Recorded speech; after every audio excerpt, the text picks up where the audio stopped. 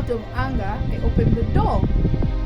Or even when you tell your friends, hey man, it's up on a demiao. Before they even talk about it, they laugh at you first. Hey, you are not leaving me. It will leave a dent in my reputation. Sure, I'd be like, yeah. It can start at any one point. Some even start right from the beginning. Some start progressively towards the middle.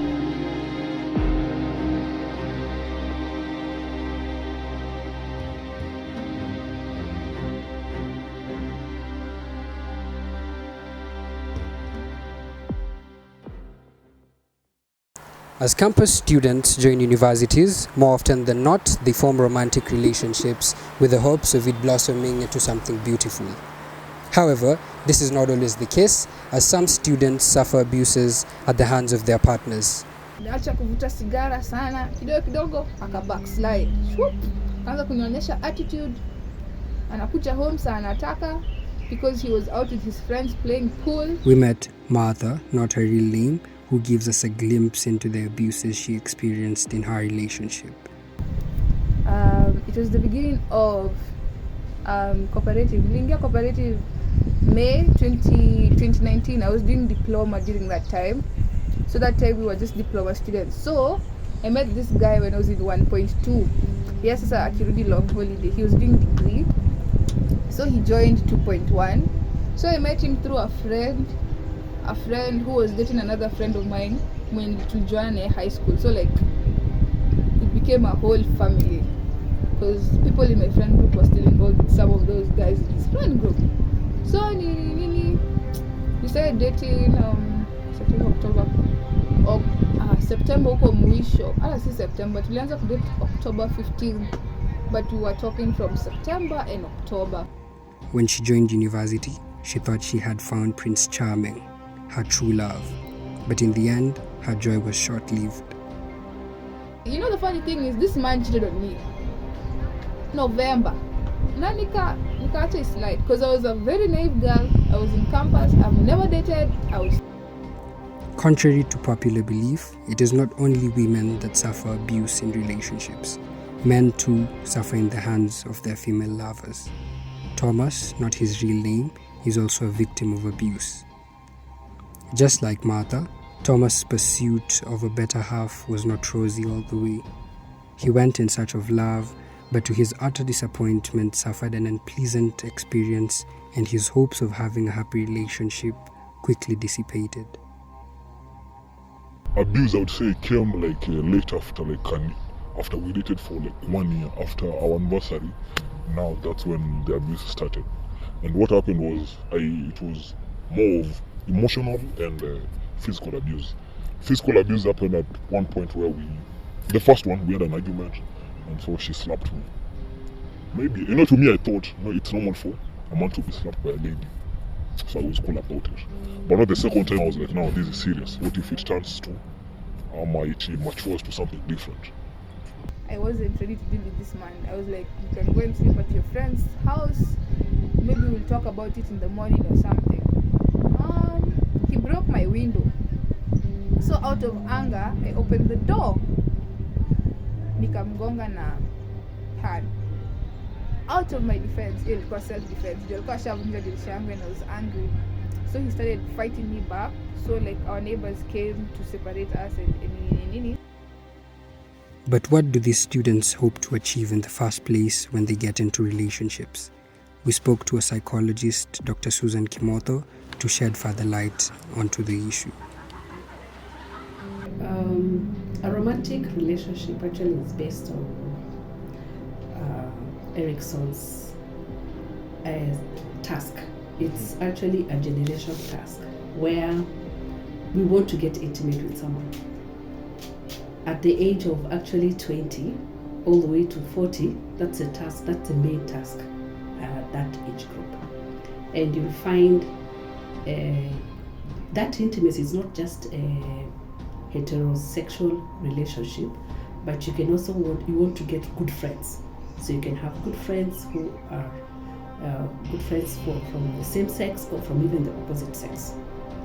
And out of those good friends, now is when you can even develop now what you call a romantic relationship. So the romantic relationship now develops from now that good friendship. And that is a natural thing. It is oftenly advised for people who encounter such mishaps to seek assistance from professional counselors. However, some students choose to indulge in drugs and alcohol intake to distract themselves from this stress. Others choose to confide in their friends.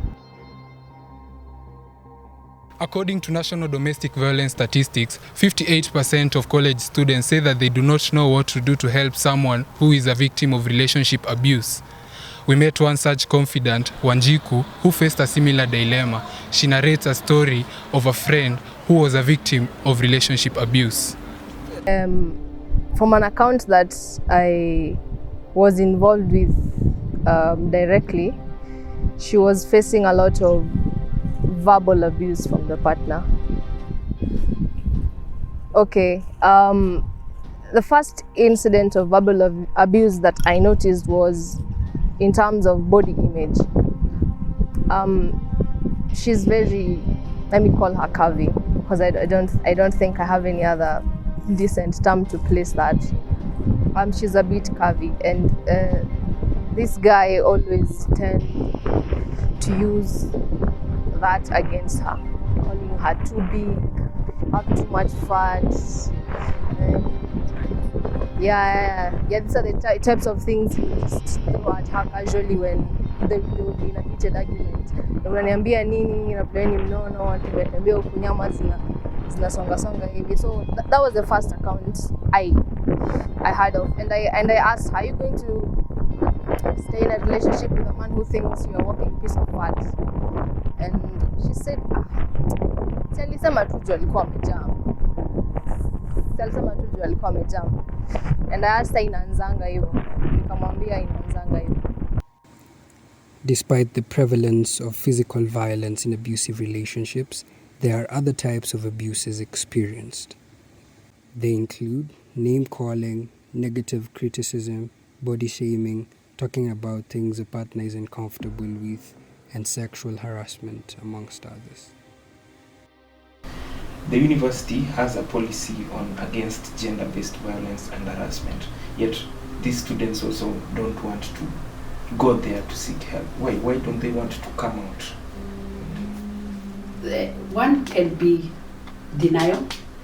They don't want to accept that they're in a toxic relationship. So they feel they really love this person, but that's not love. So, and this person really loves them, that's also not love. So they don't want to go out there and say or even to break it off. So it could be that.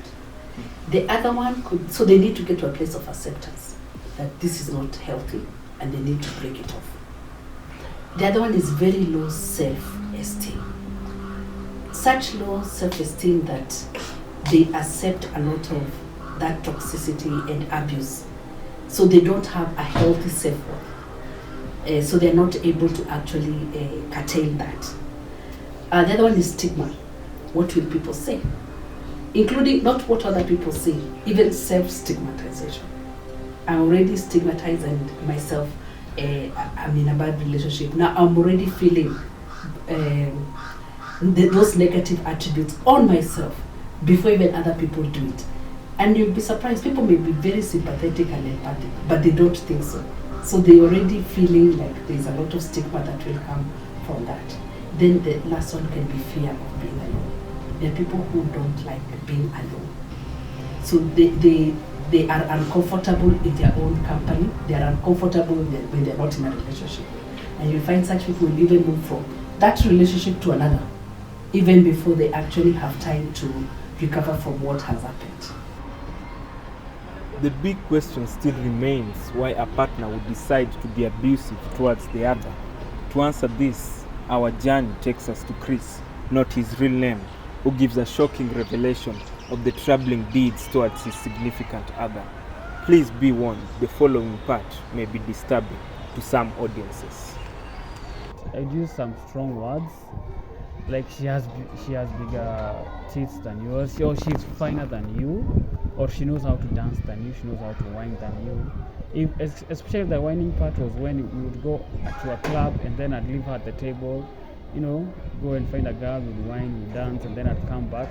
So she'd be like, why are you going to other girls? And I'd be like, okay, you don't know how to wine. So because I love, feeling nyash against me, I'd be like, yeah, I'm leaving, I'm just going to eat nyash, but I'm coming back to you, aren't I? So you would body shame.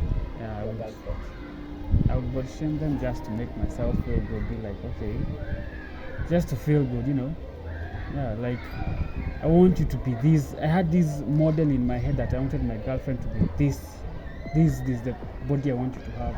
So I'd always ensure, like, if she has like a nyash, I'd be like, okay, I need to be doing squats. I'd like start suggesting, and then it would be outright ordering, like, okay, I want you not to be doing squats so that your nyash can be like this.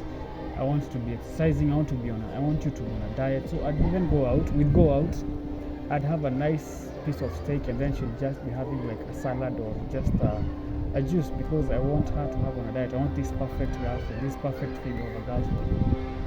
So anytime she would indulge in like junk food like fries or KFC or chicken, anything, I'd be like, hey, are you sure you want that for your body? Are you sure you want to add more stretch marks to your body? Such kind of questions are the ones I'd raise to her. I have a low self-esteem, and I'm having a relationship with another person, and I am actually not so happy with their confidence, their self-worth, and I have a very low regard about myself, then my most automatic behavior is to bring them down. So how do I bring them down? And by the abusive can be both ways. You can have the female being abusive and toxic, or the male being that. So for female, because of they cannot be abusive, probably physically, they do it verbally and emotionally. So I say things, and I say or I do things to make the person feel very. My aim is to make them feel very low about themselves. The other way around is that for males, it goes more physical, because they are physically able to intimidate the female. Because I don't like sharing my issues with people, I submerged myself in drinking a lot of alcohol. Whenever I would see a lady, that thing would trigger me. Whenever I had an argument with, like, let's say just to have an argument right now, it would trigger me. Like, when I tag you, then you slap me. So the best I could do, I would withdraw from people. Whenever now I would see like violence, it would also trigger me. I became a very distant person. My anger, I was quick to anger. I would forget things, and my schoolwork I was falling behind on schoolwork because, like, Despite the trials, there's always a solution, as explained by the doctor. A way forward students can take to hit the restart button. The university has a wellness center. They can seek help from there, or they can go to a psychologist who's going to help them deal with trauma. That's basically trauma. And you find that we have what you call PTSD, that is post-trauma stress disorder. And that one, you have now so many of those symptoms. So it's not something that can just be brushed away.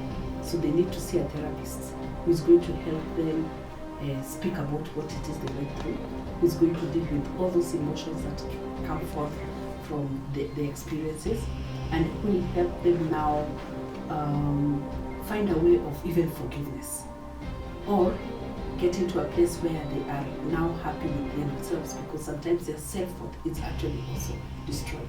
So increase their self-esteem and get to a point now where they can engage in a healthy relationship. Yes. Normally I offer assistance, like, for example, psychosocial support, and also information on issues to do with how to report the case, maybe to the police or so on and so forth. Something like a better way of reporting. To do what we call psychoeducation. And sometimes sometimes it calls upon to other people. You know how you help one client, that client helps another person. Do you think that the students in the school through your experience with them, are aware that the university prohibits any form of gender-based violence and harassment? No, they are not aware. Why so? Most of them, you talk to them and they don't know that these are things that you can. I was talking to a student, I think the day before yesterday, and this student was saying that it was so difficult how this person was not even able to. She didn't even know that when you're raped in the school premises or even anywhere, that case could be reported. Yeah, so it was quite interesting that they don't even know the policies and some of the things that happen amongst the universities. Things like the security center, which, like now, for example, if a student rapes me as another student, the student is expected to be expelled from the university after, of course, attending a disciplinary committee, and there being no other, it being obvious, or even sexual harassment, but most of them don't know. And I've seen many clients who are actually psychoeducating them on the systems that they are in Kenyatta University. University students are almost certainly engaged in relationships. When weighing the benefits and drawbacks of these relationships, the bare and pleasant truth is that most of them often involve struggle and pain. It is therefore important to recognize the signs of abuse, prioritize your safety, live, and take measures to help you move forward. Stern action should also be taken against the perpetrators, as everyone deserves to be treated with respect and kindness. Diana Wamboi on The Islander.